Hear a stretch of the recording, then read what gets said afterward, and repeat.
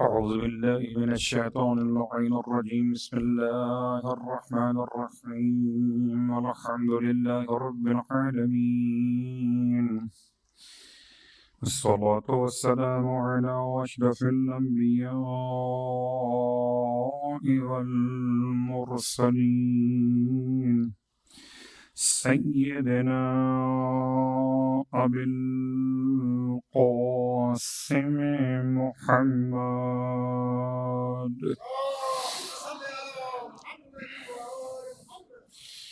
وعلى أهل بيته الطيبين الطاهرين واللعنة الدائمة على أعدائهم أجمعين أما بعد فقد قال الله تبارك وتعالى في كلامه الحميد وفرقانه المجيد قوله الحق وهو أصدق القائلين بسم الله الرحمن الرحيم هو الذي خلقكم فمنكم كافر ومنكم مؤمن والله بما تعملون بصير خلق السماوات والأرض بالحق وصوركم فأحسن صوركم وإليه المصير صلوات علیہ محمد وعلیہ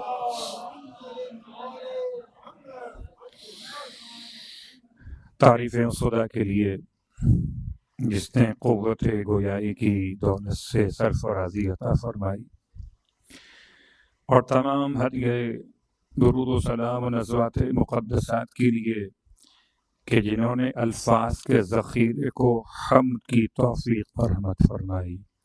الحمدللہ الذی جعلنا من المتمسکین بالقرآن العظیم وجعلنا من المتمسکین بولایت علی بن ابی طالب علیہ السلام۔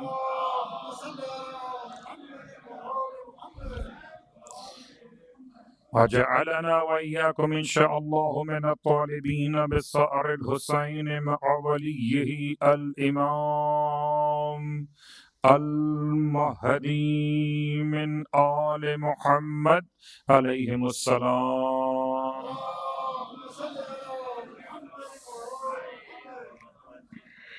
اما بعد، شکر خداوند تبارک و تعالی کہ ماہ مبارک رمضان کے 6 روزے مکمل ہو گئے اور 7ویں مجلس سے ادا کی توفیق مجھے اور آپ کو نصیب ہو رہی ہے۔ اپریل کی 8 تاریخ ہے۔ خدا کی بارگاہ میں آپ کی خدمت مقدس میں اس پیغام کے ساتھ آغاز کرتا ہوں۔ کبھی اگر ایسا محسوس ہو کہ شب جمعہ میں ساری دعائیں نہیں پڑھ سکے، کبھی اگر کچھ دعائیں پڑھنے سے رہ جائیں شب جمعہ، تو ان دعاؤں کی تلاوت کے لیے شب ہفتہ شب جمعہ کے برابر ہے۔ اگر انسان پڑھنا چاہتا تھا، نہیں پڑھ سکا، مصروفیات کی بنا پر، یا دعائیں اتنی زیادہ وارد ہوئیں کہ سب کے سب پڑھنا ممکن نہ رہیں، تو اسے چاہیے کہ باقی رہ جانے والی دعاؤں کو شب ہفتہ میں تلاوت کر لے، اس لیے کہ جو خدا شب جمعہ سنتا ہے وہی خدا شب ہفتہ بھی سن لے گا۔ ہم اور آپ پڑھنے والے تو بنے، صلوات پڑھے محمد والے۔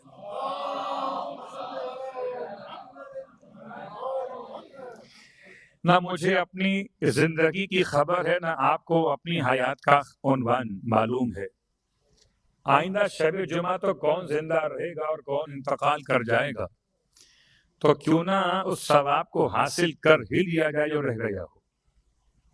اور اسی مناسبت سے آپ کی خدمت مقدس میں حدیث قدسی کے پروردگار، ہم کل وہاں تک پہنچے تھے جہاں اللہ کے حبیب نے اللہ کی بارگاہ میں سوال کیا، پروردگار یہ تو بتا دے کہ بھوکا رہنے سے کیا حاصل ہوتا ہے؟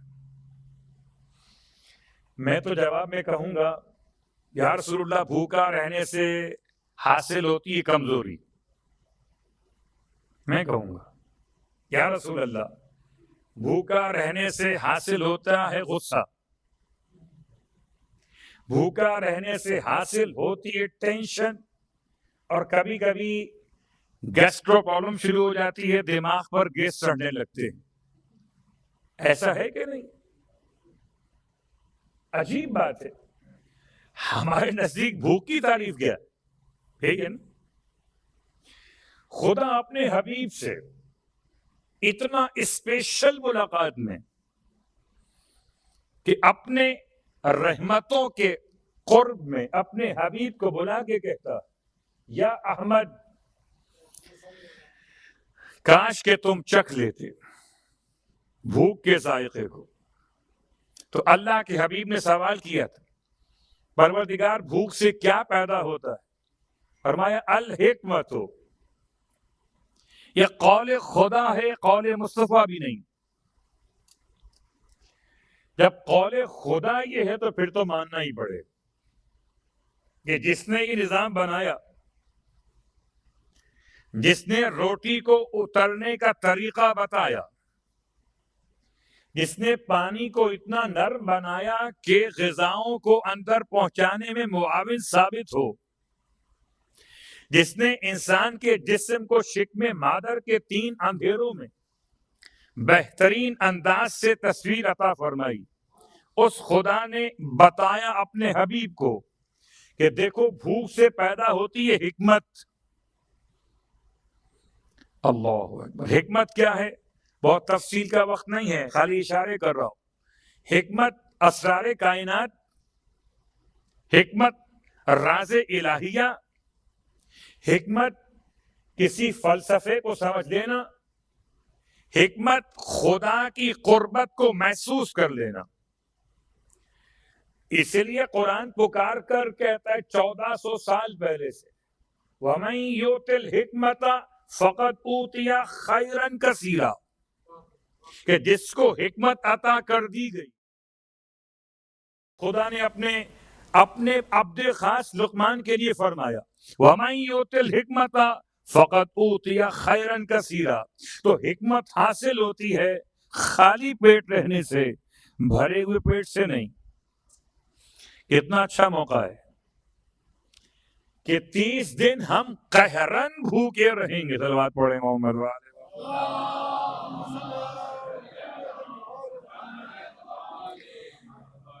آپ کو تو معلوم ہے نا کہ چھپ کر بھی ہم نہیں کھاتے، چھپ کر بھی نہیں پیتے. کیوں نہیں پیتے؟ پانی موجود ہے. آپ مجبور تو نہیں ہیں، کسی نے آپ کو دیکھا تو نہیں ہے. نہ کھانا کھاتے نہ پانی پیتے. گویا اگر انسان اپنے روزے کو ہی سمجھ لیتا تو اس کی ساری زندگی اطاعت خدا میں آسان ہو جاتی. بغیر کسی کی آنکھ کے دیکھے ہوئے دن بھر کیا کیا؟ عجیب روزہ ہے، کچھ نہ کرنے کا نام روزہ. باقی سارے کام کر کے انسان ریاکاری کرتا ہے. روزے میں تو کرنا ہی کچھ نہیں ہے، تو کچھ نہ کرنے کا نام روزہ. خالی بس نہ کھائیے نہ پیجیے نہ شہوت کیجیے نہ ایسے کام کیجیے جو مبطلات روزہ میں شامل ہوں. الحکمت تو بھوک سے پیدا ہوا عنوان حکمت، وہ حفظ القلب. حدیث قدسی، جس کو بھوک پر کنٹرول ہو جائے وہ اپنے قلب کو وسوسوں سے بچانے میں کامیاب ہو جاتا ہے. اللہ کاش کہ ہم روزے کو پہچان لیتے. حفظ القلب. پھر آپ فرماتے وَالتَّقَرُّبُ إِلَيَّ، خدا کے الفاظ خدا کے حبیب کی زبان سے. اور خدا کہتا ہے اپنے حبیب سے کہ بھوک سے پیدا ہوگا میری قربت کا سامان. چلیے مثال کو آسان کر لیتے ہیں. کبھی کبھی ہو سکتا ہے کہ ہم اور آپ دونوں ایک ساتھ جمع ہوتے ہوں، ایک پسند کے کھانے کی وجہ سے. ہم اور آپ ایک ساتھ بیٹھتے ہیں ایک پسند کی مجلس سننے کی وجہ سے. ہم اور آپ ساتھ بیٹھتے ہیں ایک بالکل دیوار سے ٹیک لگانے کے پسند کی بنیاد پر. تو جیسی پسند ویسی دوستی. تو اگر کوئی بھوکا رہنا پسند کر سکتا ہو تو خدا کی قربت ہی تو محسوس ہوگی. التقرب الیہ. خدا کہتا ہے اے محمد صلی اللہ علیہ وآلہ وسلم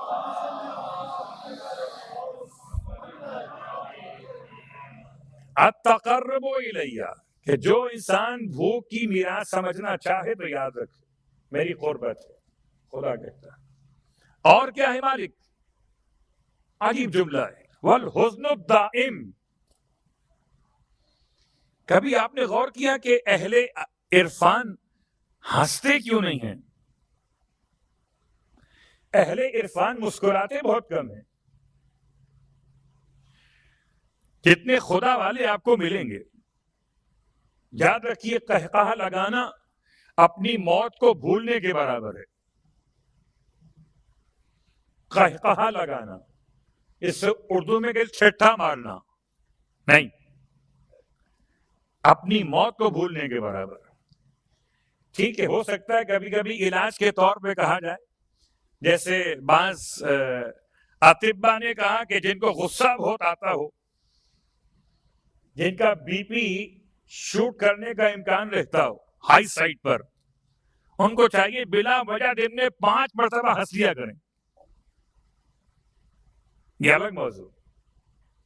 لیکن حسن دائم، خدا کی یاد میں انسان گم رہے. چلیے مثال دیتا ہوں. مسجد گوہر شاد امام رضا علیہ السلام کے حرم کے باہر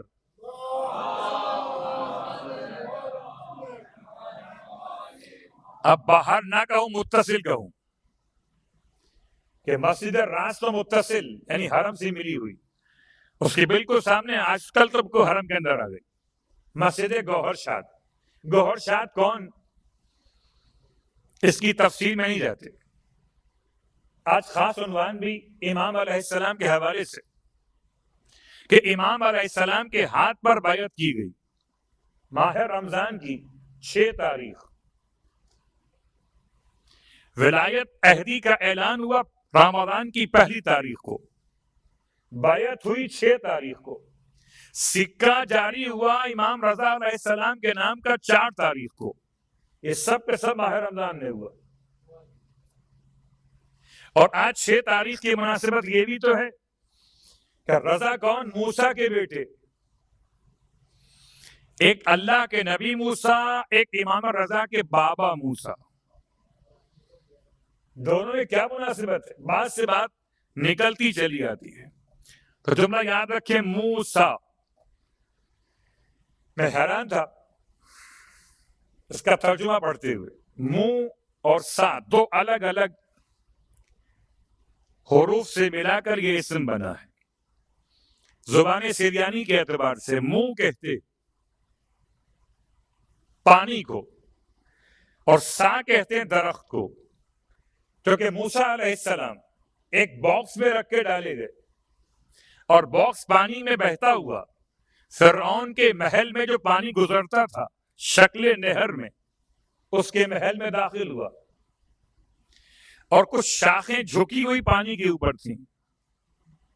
ان شاخوں کی وجہ سے صندوق رک گیا. تو شاید دیکھ کر کہہ دیا دیکھنے والے نے موسیٰ، لیکن یہ لغت کا مسئلہ ہے. خدا نے جس کو موسیٰ کہا اسے موسیٰ کہا، چاہے درخت ہو نہ ہو، پانی ہو نہ ہو، موسیٰ. تو آج 6 تاریخ کی مناسبت سے جناب موسیٰ علیہ السلام پر کتاب توریت کا نزول. توریت کے معنی کیا ہے؟ تعلیم، تدریس، قانون، تشریع، شریعت، یہ توریت کے معنی. تو موسیٰ علیہ السلام پر بات سے بات یہاں تک پہنچی کہ ایک وہ موسیٰ کہ جن کی پہچان ہے بات خدا، اور ایک یہ موسیٰ جن کی پہچان قسم خدا. ان کے باپ کا نام عمران، ان کے بیٹے کا نام رضا. جو کاظم بن جائے تو رضا خدا اسے خود بخود عطا کر دیتا ہے. تو امام رضا علیہ السلام کا حرم. بات آئی گوھر شاد پر. مجھے معلوم ہے کہاں سے گیا تھا، اب اس وہیں پر آ گیا. گوھر شاد مسجد بن رہی، بنوالی خاتون رہتی ہے نقاب کے اندر. اور ایک دن ایسا ہوا کہ کام کرنے والے مزدوروں میں ایک جوان مزدور نے، جبکہ خاتون آئی وزٹ کے اوپر کہ مسجد کا کام کہاں تک پہنچا، تو اچانک چہرے سے نقاب ہٹی ہوا کے چلنے سے، اور اس جوان مزدور کی نگاہ خاتون پہ پڑ گئی. اس وقت سے بیمار ہو گئے،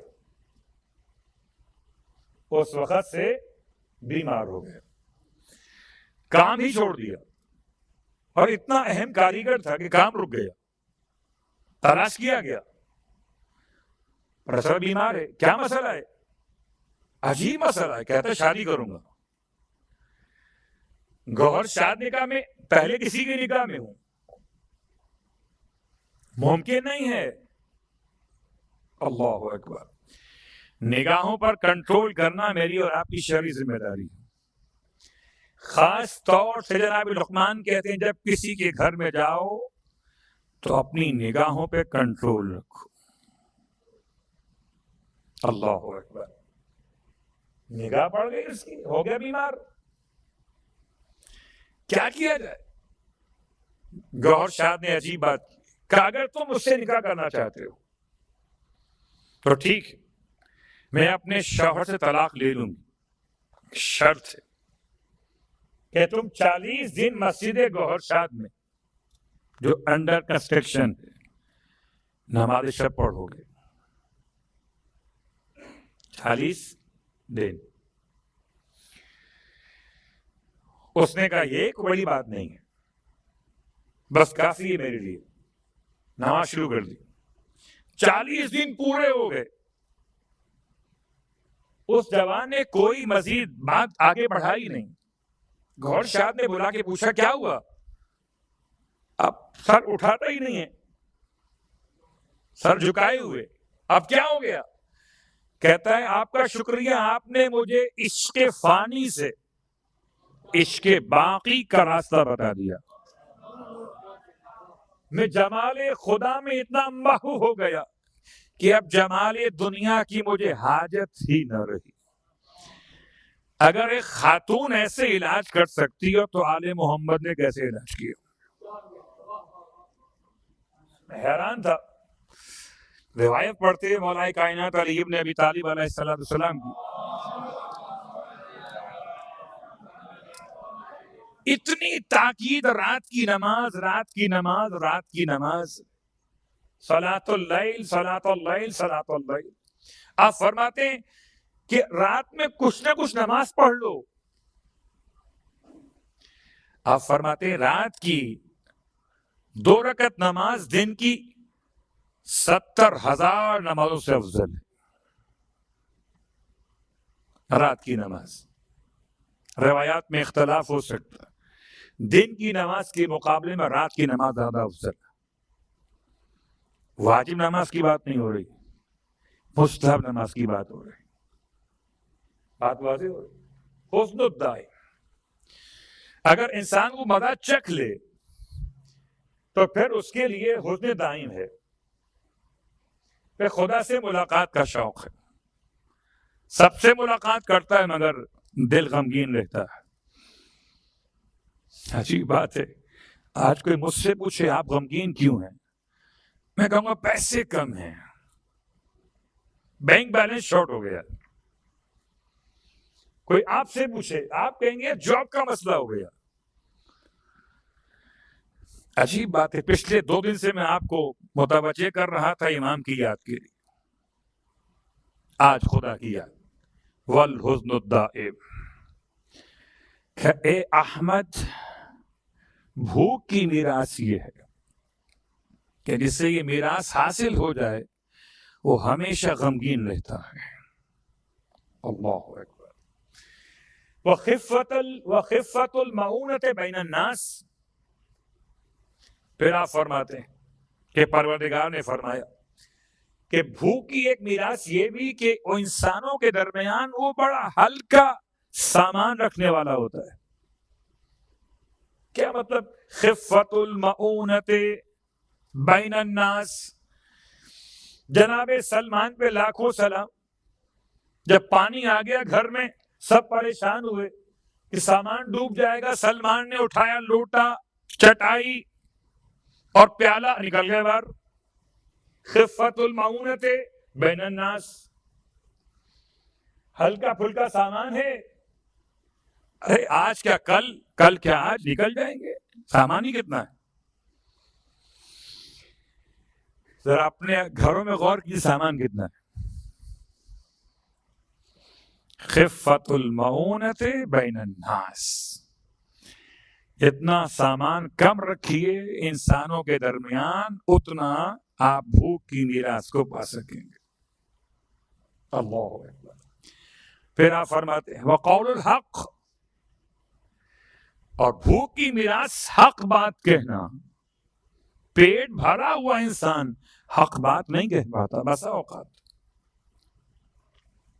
اور اس میں آخری بات حدیث قدسی کی، اس والے پیراگراف کی. کیا فرمایا خدا نے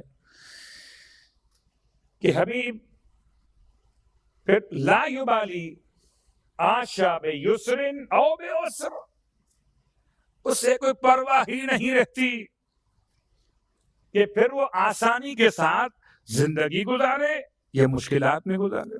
دونوں برابر ہو جاتے ہیں. درہم لاکھوں مل جائیں، ایک بھی نہ ہو، دونوں باتیں برابر ہو جائیں گی. کب؟ جب کہ انسان خدا کی محبت کے ذائقے کو چکھ لے. اور خدا کی محبت کھانے میں نہیں ہے، بھوکا رہنے میں ہے. اس لیے ماہ مبارک کو کہتا ہے میرا مہینہ ہے. اللہ اکبر. آخری جملہ آج کی حد تک اس والے حدیث قدسی کے باب میں، یا احمد اتدری بأي وقت يتقرب العبد الى اللہ. اے محمد، کیا تم جانتے ہو کہ کوئی بندہ کس وقت میں اپنے رب سے زیادہ قریب ہوتا ہے؟ قال یا ربی والا، آپ نے فرمایا پروردگار نہیں جانتا. قال اذا كان جائعا او ساجدا. دو ہی حالتیں، جب وہ بھوکا ہو یا سجدے کی حالت میں ہو. تو ماہ رمضان میں خدا نے احسان کیا کہ بھوک کا تحفہ عطا کیا، اسے اپنی قربت کا نام دیا، اور اس کے ساتھ ساتھ عبادت کا ذائقہ ایسا عطا کیا کہ ہم کو ساجدین میں شامل کر دیا. کبھی واجب نماز کے سجدے، کبھی شکر خدا کے سجدے. بس یہاں تک اس بات کو روکتا ہوں.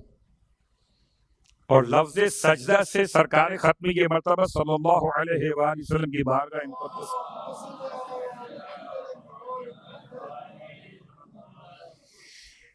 اس سے پہلے بھی میں نے اشارہ کیا اسی بارگاہ سے. کوشش کیا کریں بلا وجدہ بھی سجدہ کریں، بلا وجہ. ایسے اس طرح کچھ نمازیں ہوتی ہیں جو بلا وجہ پڑھی جاتی ہیں. کیا مطلب؟ اردو کا عجیب لفظ ہے. نماز واجب نہیں، نماز مستحب بھی نہیں، نافلہ نماز بھی نہیں، حاجت بھی نہیں، دل چاہ رہا تھا ویسے ہی. اگر آپ مجھے بلا وجہ کال کر سکتے ہیں، مجھ سے ٹائم پاس نہیں ہو رہا تھا، اچھا آپ تو جاگے رہے ہوں گے، تو اللہ میاں سوتے نہیں ہیں. کبھی بلا وجہ ملائی کال اللہ میاں کو؟ بات پڑھے محمد والے محمد.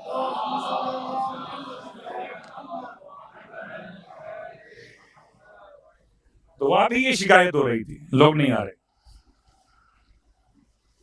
حالانکہ جتنے مسائل بڑھیں گے، جتنی مشکلات بڑھیں گی، نمبر ایک جتنا زمانہ آخر قریب ہوگا، جتنا ظہور امام اور قیامت کے آثار پیدا ہوں گے، آپ بھی آئیے اور اپنے ساتھ اپنی فیملی کو بھی لائیے کہ یا ایھا الذین آمنوا قوا انفسکم واہلیکم نارا، اے صاحبان ایمان بچاؤ اپنے جانوں کو بھی اور اپنے اہل و عیال کی جانوں کو بھی، نارن آگ سے بچاؤ۔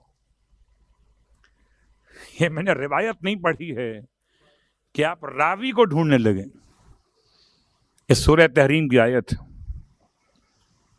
یا ایھا الذین آمنوا، اور کہا بھی علی والوں سے ہے۔ چلیے وہ آیا پیغمبر کی بارگاہ میں، کہتا ہے یا رسول اللہ علمنی عملا، مجھے سکھائیے ایسا عمل۔ 6 کام۔ پہلا کام یحبنی اللہ، اللہ مجھ سے محبت کرنے لگے۔ ایسا کام بتائیں جس سے اللہ مجھ سے محبت کرنے لگے۔ وَيُحِبُّنِي الْمَخْلُوقُونَ، اور تمام مخلوق خدا مجھ سے محبت کرنے لگے۔ وَيُسْرِيَ اللَّهُ مَالِي، اللہ میرے مال کو بڑھا دے۔ وَيُصِّحُّ بَدَنِي، میرے بدن کو صحت مند رکھے۔ وَيُطِيلُ عُمْرِي، عمر لمبی ہو جائے۔ سارے اچھے کام مانگ رہے چھانٹ چھانٹ کے، وہ دونوں کور کر رہا نا، یہاں بھی اور وہاں بھی۔ وَيَحْشُرُنِي اللَّهُ مَعَكَ فِي الْجَنَّةِ، اور خدا مجھے جنت میں آپ کے ساتھ محشور کرے۔ میں ترتیب پلٹ دیتا ہوں، جو باقی 5 باتیں ہیں وہ بعد میں، جو آخری بات ہے وہ پہلے، اپنے موضوع کے اعتبار سے وقت نہیں ہے، ورنہ ہو سکتا ہے باقی 5 باتیں آ سکیں خدا نے چاہا تو۔ آپ فرماتے ہیں ہذہ 6 خصال، یہ 6 خصلتیں، اور یہ 6 خصلتیں 6 کاموں کی طرف متوجہ کرتی ہیں۔ یحتاج الی 6 خصال، وہ 6 باتیں کون سی؟ ان میں سے آخری بات تو کہتا ہے مجھے خدا آپ کے ساتھ محشور کرے۔ فرمایا اگر تم چاہتے ہو اللہ تمہیں میرے ساتھ محشور کرے، فَأَطِلْ السُّجُودِ، اپنے سجدوں کو طول دیا کرو۔ اگر آپ چاہتے کہ خدا آپ کو پیغمبر اعظم کے ساتھ محشور کرے تو اپنے سجدوں کو طول دیجیے، ورنہ وقت تو بہت قریب ہے۔ آنکھوں سے آنسو بہاتے ہوئے معصوم نے سور پھونکے جانے کی خبر بیان کی۔ سور کی اقسام ہیں، قرآن مجید فرقان حمید میں 10 مقامات پر سور کے لفظ کو استعمال کیا، اور باقی 6 دوسرے الفاظ سے اسی موضوع کو یاد کیا۔ تقریباً 18 مقامات کل بنے جو قیامت کے سور کو بیان کرتے ہیں۔ سور کیا ہے؟ سور ایک سینگ ہے، سور ایک رسی ہے، سور ایک پائپ ہے، ایسا پائپ جس کا ایک سرا اور جس کا دوسرا سرا، ایک سرے پر ایک ہی استعمال کا ہول کیا گیا ہے، اور سیکنڈ سرے پر 2 اس کے برانچ بنے ہوئے ہیں۔ کبھی اگر آپ اس کو سمجھنا چاہیں کہ ایک یہاں سے پھونک مارنے کی جگہ ہے پائپ کے اندر، اور جہاں یہ پھونک نکلے گی باہر وہاں سے اس کو 2 حصوں میں بانٹ دیا گیا، یہ سور ہے۔ یاد آخرت، قیامت سے پہلے کیا ہے؟ سور ہو۔ اللہ اکبر۔ آپ کو مجھ سے زیادہ معلوم ہوگا کہ بہرحال انسان کی سماعت کتنا کام کرتی ہے، کتنے سائیکلز پر سیکنڈ آپ برداشت کر سکتے ہیں، 20 سے لے کر 20,000 تک۔ بعض حیوانات ایسے ہیں جو 1,45,000 سائیکلز پر سیکنڈ برداشت کر سکتے ہیں. اگر درمیان میں ہوا نہ ہو تو آواز آگے نہیں بڑھے گی. خدا کس طرح سور کو وہ آئیں گے اسرافیل. میں حیران ہوں کہ اسرافیل بھی عربی لفظ نہیں ہے. خدا کے فرشتوں کے نام بھی عربی نہیں ہے. جناب ابو ذر جندب ابن جنادہ خدمت پیغمبر میں اور سوال کرتے ہیں انبیاء کتنے آئے؟ کہ انبیاء 1,24,000 ہے. ایک ضعیف قول 1,84,000 کا بھی ہے، لیکن مشہور یہی ہے 1,24,000.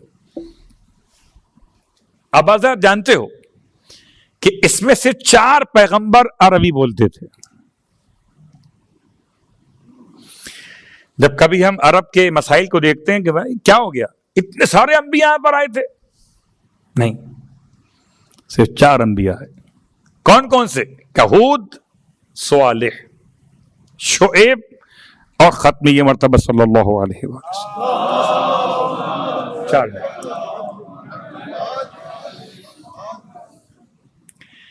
اب اپنے آپ کو روکتا ہوں، بات کہیں اور نکل جائے گی. باقی سارے انبیاء یعنی 4 کم 1,24,000 انبیاء کہاں آئے تھے؟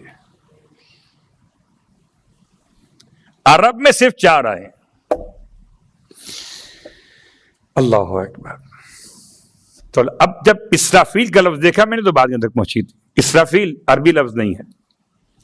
اسراف اور ایل، اسراف کا مطلب بندہ، ایل کا مطلب اللہ، یعنی عبداللہ. اسرافیل کا ترجمہ بنا عبداللہ، اللہ کا بندہ. یہ آئے گا آسمان سے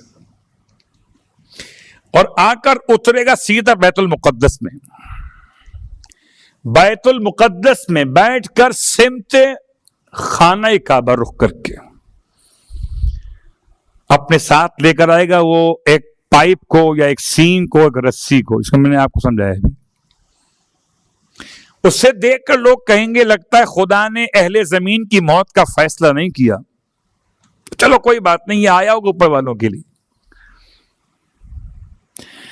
کبھی کبھی ہوتا ہے نا کہ ہم اور آپ مطمئن ہو جاتے ہیں بھائی اوپر والوں کا مسئلہ ہے، ہمارا نہیں. سور کی 4 قسمیں. سور ایک تیز سیٹی کی آواز، الصاخہ، القاریہ، نقر فی الناقور، یہ الفاظ قرآن میں استعمال کیے. آواز سیٹی کی نکلے گی، بہت تیز آواز. سیٹی اتنی تیز آواز ہوگی کہ 4 قسمیں بے ہوش ہوں گے پہلے، اس کے بعد مر جائیں گے، اس کے بعد اٹھیں گے اور اس کے بعد قیامت کے میدان میں جمع ہو جائیں گے. 2 سیٹیاں الگ ہوں گی، سائلنس، اور 2 الگ ہوں گے. ایک بے ہوش کرے گا، ایک مار دے گا، یہ الگ ہوگا. ایک اٹھائے گا اور ایک جمع کر دے گا. کہتے نہیں، صرف 2 ہی ہیں، صرف 2. پہلا جو موت کا باعث بنے گا، جو موت کا باعث بنے گا وہ اسرافیل سور پھونکیں گے. ان دونوں سروں میں زمین و آسمان کے درمیان کا فاصلہ ہے. ایک کا منہ ادھر ہوگا اہل آسمان کی طرف، ایک کا اہل زمین کی طرف، اور سرا ہوگا کس کے ہاتھ میں؟ اسرافیل کے ہاتھ. جب وہ سور پھونکیں گے تو آواز کے 2 حصے بنیں گے سیٹیوں کے، ایک اوپر جائے گا ایک نیچے جائے گا، اور دونوں طرف کے لوگ مر جائیں گے. پھر حکم خدا سے اسرافیل بھی مر جائیں گے. امام رو رہے ہیں، یہ 4تھے امام کی بات پڑھ رہا تھا. فرماتے ہیں کہ اس کے بعد پھر خدا خود دوسری سور پھونکے گا کہ جس کی آواز سے لوگ اٹھ جائیں گے، اور اٹھتے کے ساتھ میدان محشر میں خدا کے سامنے ہوں گے. پھر خدا پوچھے گا لمن الملک اليوم، آج حکومت کس کی ہے؟ روایات کے دو حصے ہیں، خدا خود جواب دے گا یا آل محمد جواب دیں گے؟ تو خدا جواب دے یا آل محمد جواب دیں، حق تو ہی نہیں گئی ہے۔ للہ الواحد القہار، آج اس خدا کی حکومت ہے جو واحد بھی ہے اور قہار بھی ہے۔ خود بخود خدا کے موضوع پر آ گئے، اور آیت نمبر 2 سورہ تغابن کی، کل بات وہاں تک پہنچی تھی کہ اس خدا نے بنایا انسان کو، اور بنانے کے بعد کا فمنکم کافر ومنکم مومن، تم میں سے بعض کافر ہیں اور بعض مومن ہیں۔ اس پر اعتراض ہے عقیدہ جبریہ رکھنے والوں کا، یہ جبریون کا، کہ دیکھو آیت کہتی ہے کہ انسان مجبور محض ہے، اگر کوئی کافر ہے تو اس کا اپنا قصور نہیں، اللہ نے کافر بنایا ہے۔ خوب، اگر کوئی مومن ہے تو اس کا اپنا قصور، کوئی اپنی تعریف نہیں، اللہ نے بنایا۔ آیت کے الفاظ پہ پھر کل سے غور کر رہے ہیں آج تک، فَمِنْكُمْ، یہ فا لگا ہوا ہے اور من لگا ہوا ہے، پس تم میں سے بعض کافر ہو جائیں گے اور تم میں سے بعض مومن رہیں گے۔ آئیے اس بات کو تھوڑا سا اور آسان کریں کہ بسا اوقات کسی ایک آیت کو پڑھ کر فیصلہ نہیں ہو سکتا عقیدہ کیا بنے گا۔ یہ آیت قرآن مجید ہے، کوئی دیکھ کا چاول نہیں ہے جو آپ ایک دانہ چک کے فیصلہ کر لیں گے۔ بھئی کیا کریں، روزہ کھل کے تو کھانے یاد آتے ہیں مجھے، تو ایسے ہی ہے نا، اور رات بھر یہی سوچتا ہوں کہ اور کچھ کھا لوں، کل دن بھر بھوکا رہنا ہے۔ اتنا بیلنس کرتا ہوں میں الحمدللہ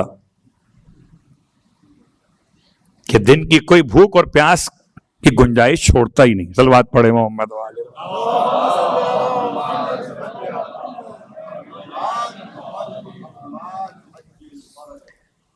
تو بات کیا تھی کہ یہ وہ مثال نہیں ہے، بسا اوقات آیتوں سے آیتیں سمجھی جاتی ہیں۔ سعید ابن جبیر کی روایت کہتے ہیں ان القرآن، بے شک یہ قرآن، یفسر بعض بعضا، بعض قرآن کی خود تفسیر کرتا ہے۔ ایک چھوٹی سی مثال، عباد بصری، بصرہ کا رہنے والا ایک شخص عباد ہے، راہ مکہ میں اس کی ملاقات ہوئی امام سجاد علیہ السلام سے۔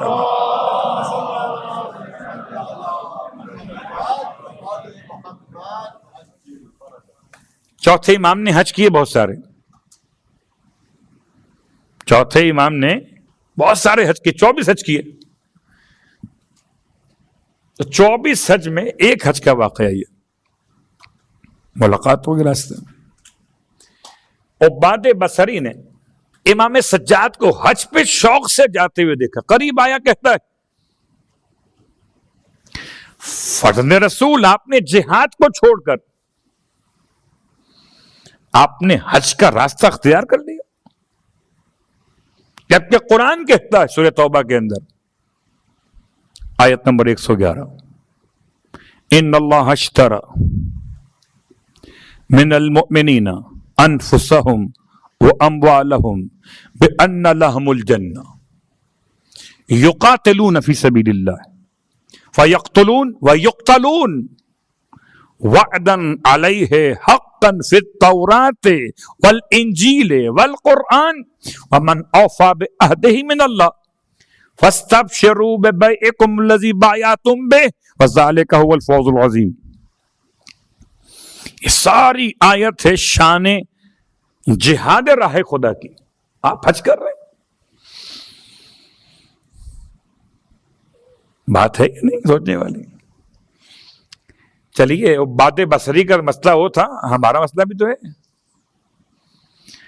بھائی میں نماز نہیں پڑھتا، مجھے معاف کیجیے گا، کیوں؟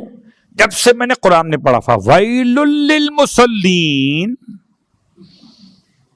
عذاب ہے نماز گزاروں کے لیے، نماز کیوں پڑھوں؟ جب سے میں نے قرآن نے پڑھا یا ایھا الذین آمنوا لا تقربوا الصلاۃ، تب سے میں نے مسجد میں جانا ہی چھوڑ دیا. لا تقربوا الصلاۃ، قرآن، میں تو قرآن پہ عمل کر رہا ہوں نا. کتنا اچھا مسلمان ہے، دیکھو ذرا، نماز نہیں پڑھتا. کیوں؟ کہ قرآن میں آیت آئی نمازیوں پہ عذاب ہوگا. ایسا نہ ہو کہ پھر وہ کل چھٹی ہو جائے آپ کی بھی. آدھی آیت پڑھ کر یا نامکمل پیغام لے کر انسان سمجھتا ہے کہ اپنا عقیدہ بنا لے گا. قرآن بعض قرآن کی تفسیر کرتا ہے. کون سے نمازی ہیں جن پہ عذاب ہوگا؟ ہم یراؤن، جو اپنی نماز میں ریاکاری کرتے. کب نماز سے قریب مت ہونا؟ وہ انتم سکارا، جبکہ تم نشے کی حالت میں ہو. یہاں تک کہ تمہارا ذہن اتنا کلیئر نہ ہو جائے کہ جو کہو سمجھ تو لو کیا کہہ رہے ہو. مثال سمجھانے کے لیے میں نے آپ کی خدمت میں مکمل کی بات کو. عباد بصری امام کے پاس پہنچ گیا. آپ خالی حج کر رہے ہیں، آپ جہاد نہیں کرتے. فرمایا اتم الآیہ، آیت پوری پڑھ.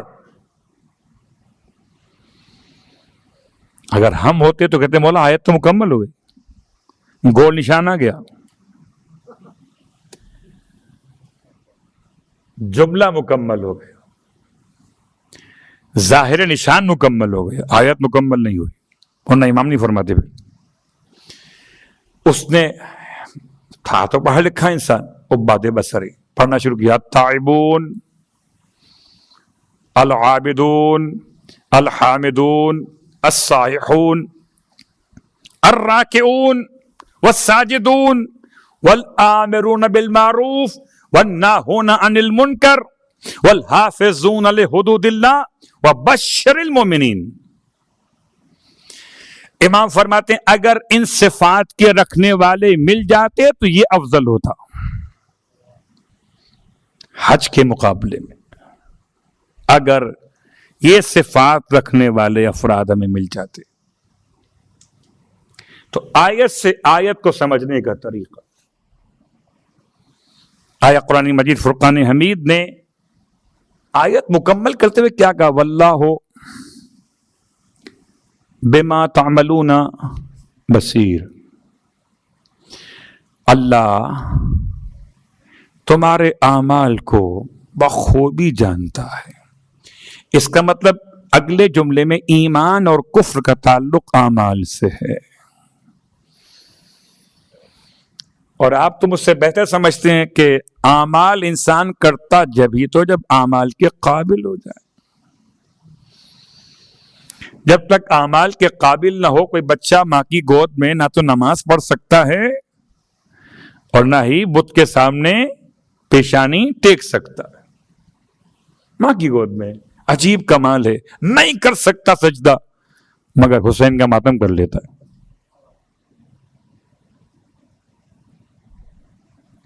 بچپن فیصلہ کیا ہوگا؟ فیصلہ اعمال پر ہوگا. اس کا مطلب کہ ایمان خالی اقرار نہیں ہے. ایمان کیا ایمان ہے؟ کہ ایمان الورع فی الخلوۃ. ایمان کی پہلی تعریف یہ کہ تنہائی میں انسان پرہیزگار بنے. یہ میں نہیں کہہ رہا، یہ اس امام کے الفاظ ہیں جو امام ہم سب کے لیے دونوں تحفے دینے والے ہیں، ایک ماتم ایک سجدہ. یعنی کہ رئیس البکائین امام سید الساجدین علیہ الصلوۃ والسلام.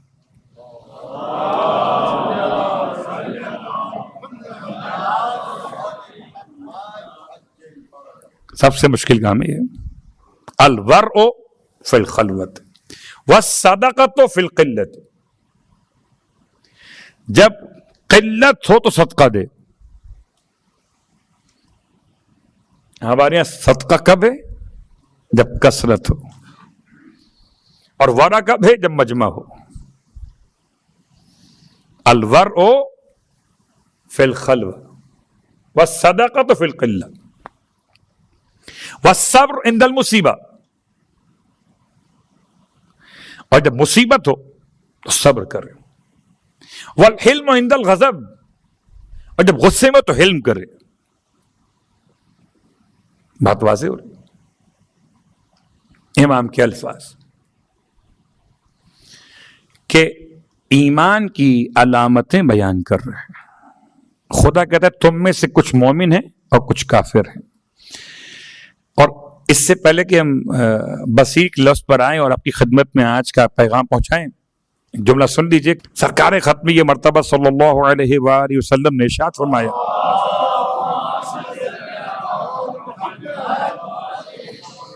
یا علی لا یحبک الا مؤمن. یا علی آپ سے محبت کر سکتا ہی نہیں سوائے مگر اس کے جو مومن ہوگا. یہاں عجیب کیفیت ہے مولا کے چاہنے والوں کی. وہ کہتے ہیں ہم بھی علی سے محبت کرتے ہیں اور خدا بھی علی سے محبت کرتا ہے. تو یہاں تو خدا سے رشتہ ہمارا ہو ہی گیا. علی سے محبت کرنے والوں کی پہچان کیا؟ مومن. وَلَا يُبْغِضُكَ إِلَّا کافر اور منافق. اور یا علی آپ سے تو دشمنی رکھ سکتا ہی نہیں مگر وہ جو کافر ہو یا منافق. تو عقیدے میں تو ہم مومن ہو گئے. اب رہی بات عمل کی، اور عمل کی بات امام رضا علیہ السلام کی بارگاہ سے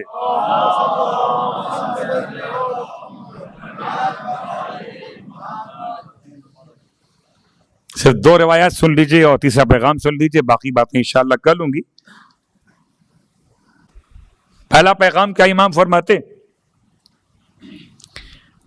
یہ اس لیے آج 8ویں امام کے عنوان کو پڑھ رہا ہوں کہ امام کی نسبت موجود ہے آج. لا یکون المؤمن مومنا. کوئی مومن حقیقی مومن نہیں بن سکتا جب تک کہ اس میں 3 صفات نہ پائی جائیں. ایک اللہ کی صفت، ایک نبی خدا کی صفت اور ایک حجت خدا کی صفت.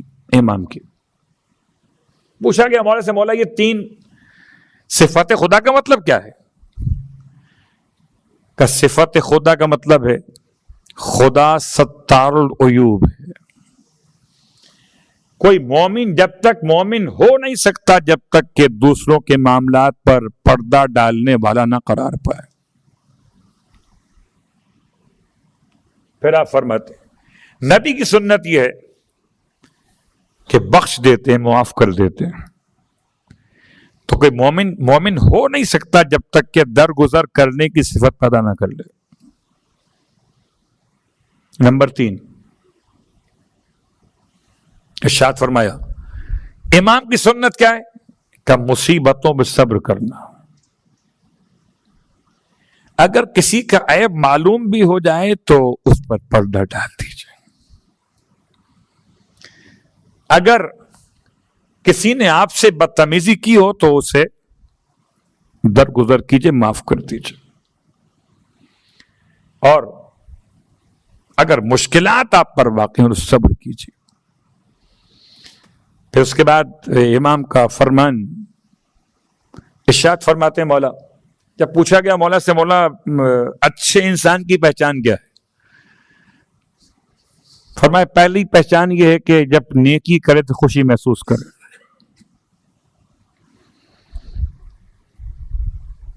اذا احسن استبشر. جب نیکی کرے تو خوشی محسوس کرے. میں تو نہیں کرتا، تو سوچتا ہوں نیکی کر کے پھنس گیا ہوں. اچھا ہی ہوتا نیکی نہ کی ہوتی. اچھا خاصا جا رہا تھا، راستے میں کوئی گرا مل گیا، اس سے اٹھا کے اسپتال گیا، اب پورا دن گیا. پورا دن گیا، نیکی کہہ کے مصیبت میں پڑ گیا۔ اگر میرا جملہ یہ تو میں پھر اچھے انسانوں میں شامل نہیں ہوں، چاہے نیکی بھی کروں۔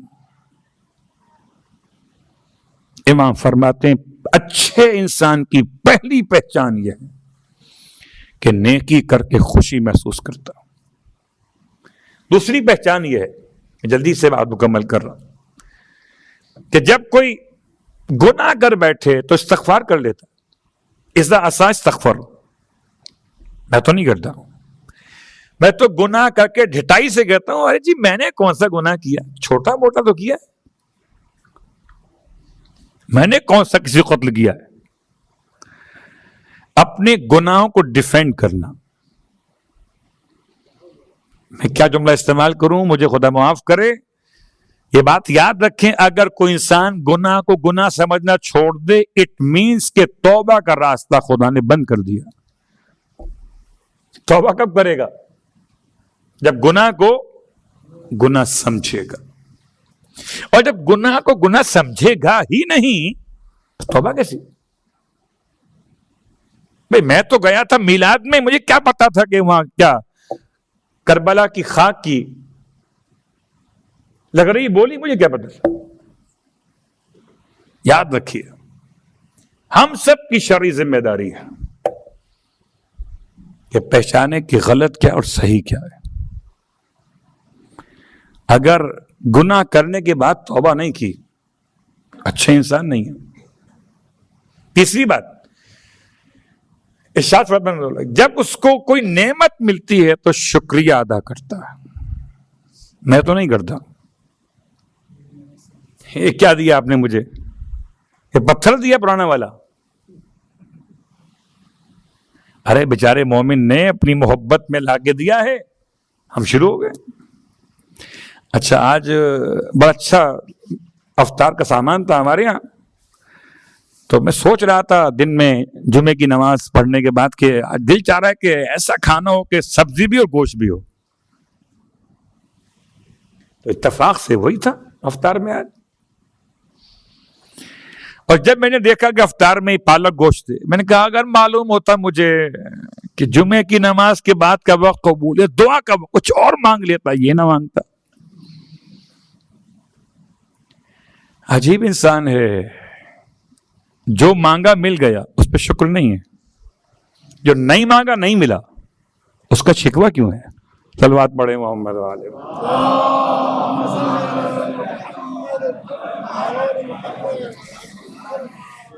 چوتھی پہچان کیا ہے اچھے انسان کی؟ چوتھی پہچان جب مشکلات میں آتا ہے صبر کر لیتا۔ پانچویں پہچان جب غصے میں ہو تو معاف کر دیتا۔ خدا ہم سب کو نصیب کرے امام رضا علیہ السلام کے حرم کی زیارت۔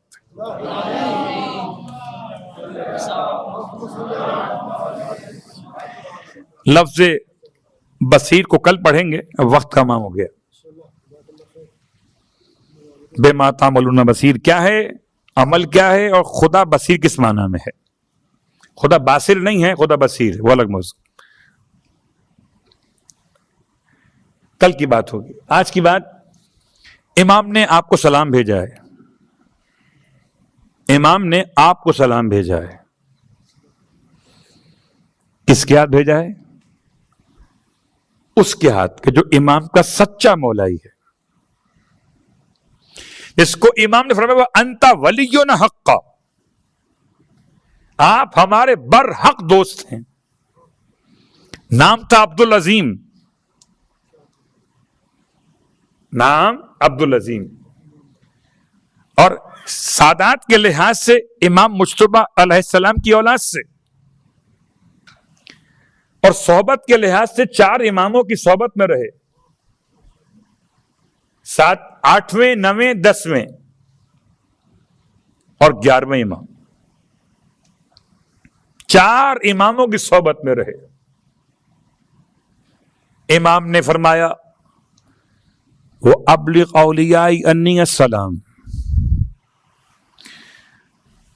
اے عبدالعظیم پہنچا دو میرے دوستوں تک میرا سلام.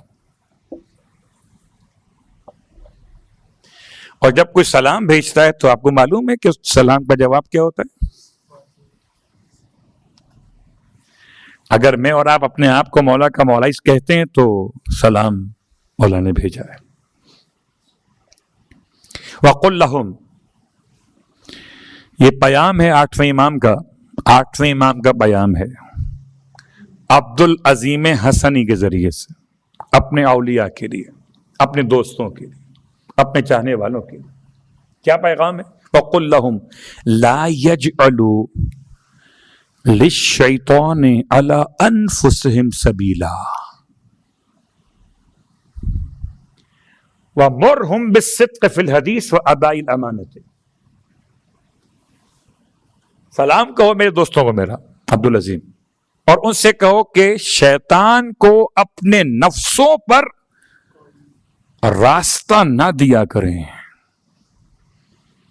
شیطان میرے اور آپ کے راستہ دیے بغیر مجھے اور آپ کو ٹچ نہیں کر سکتا. ہم اسے الاؤ کرتے ہیں تو آتا ہے. ہو سکتا ہے آپ میری بات سے اتفاق نہ کریں، وہ الگ بات، لیکن ایسا نہیں ہے. ہم اگر چاہیں کہ نہ آئے تو ایسا ہو سکتا کہ وہ نہ آئے. میں نے کل بھی آپ کی خدمت میں مثال عرض کی تھی، پھر دوبارہ کہتا ہوں. میرے ہاتھ میں موبائل ہے، یہ فنگر ٹچ سے میں شیطان کو بلاتا ہوں. جب تک نہیں بلاؤں گا نہیں آئے گا، نہیں بلاؤں گا نہیں آئے گا. امام نے کیا فرمایا؟ آنکھیں بند کر لوں نہیں آئے گا، کان توجہ ہٹا لوں نہیں آئے گا، زبان روک لوں نہیں آئے گا. فرمایا میرے دوستوں سے کہو کہ لا یجعلوا للشیطان علی انفسہم سبیلا، اپنے نفوس پر شیطان کو آنے کا راستہ نہ دیں. وَمُرْهُمْ بِالصِّدْقِ فِي الْحَدِيثِ، اور اس سے کہو جب بھی سفر حیات کا آگے بڑھائیں تو سچی بات کہہ کر اپنے آپ کو آگے بڑھائیں. وَأَدَاءِ الْأَمَانَةِ، اور امانتوں کو ادا کرتے رہیں. یہ تین جملے مولا کے بارگاہ سے پیام سلام کے ساتھ. کاش ہم بھی جائیں امام کے حرم میں سلام کریں. روایت ہے مولا کہ جو میری غربت میں سلام کرنے کے لیے آئے گا میں اس کے لیے 3 مقامات پر آؤں گا.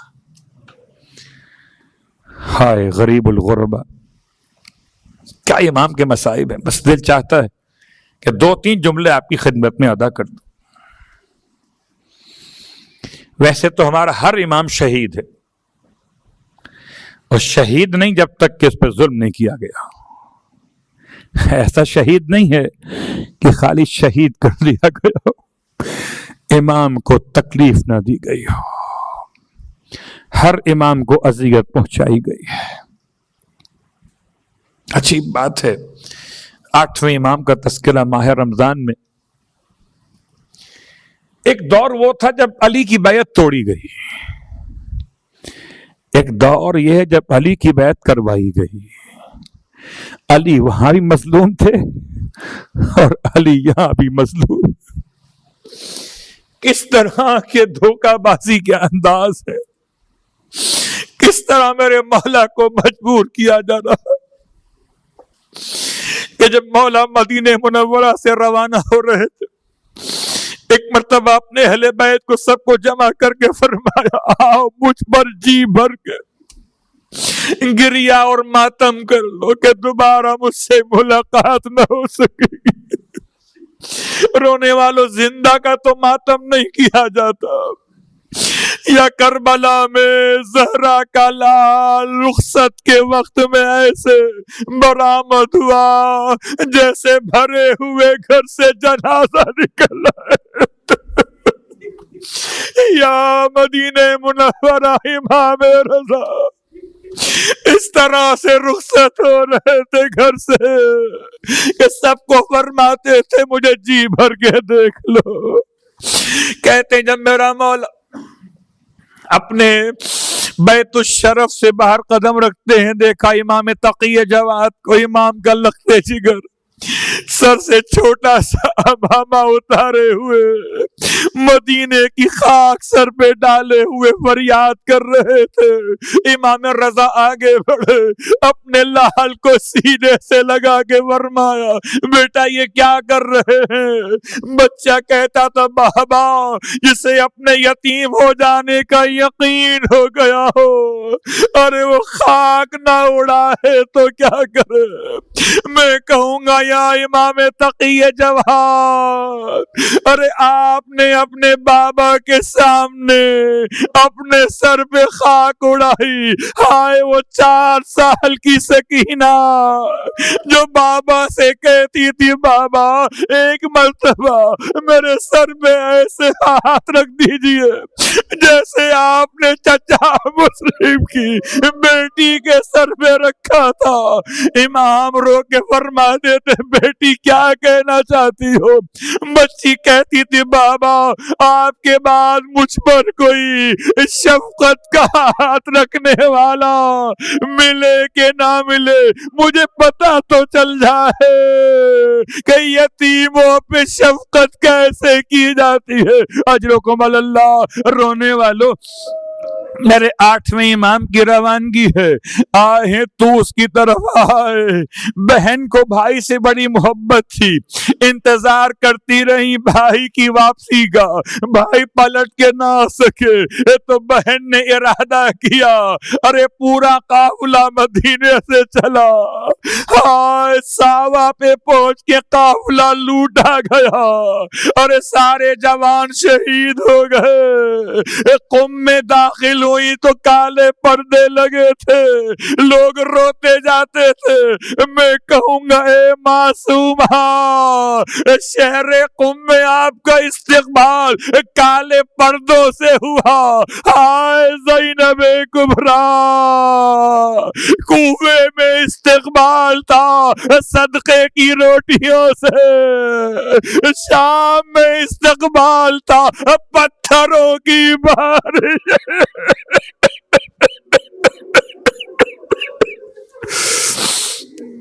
اللہ ولعنت اللہ علی القوم الظالمین وسیعلم الذین ظلموا ای منقلب ینقلبون۔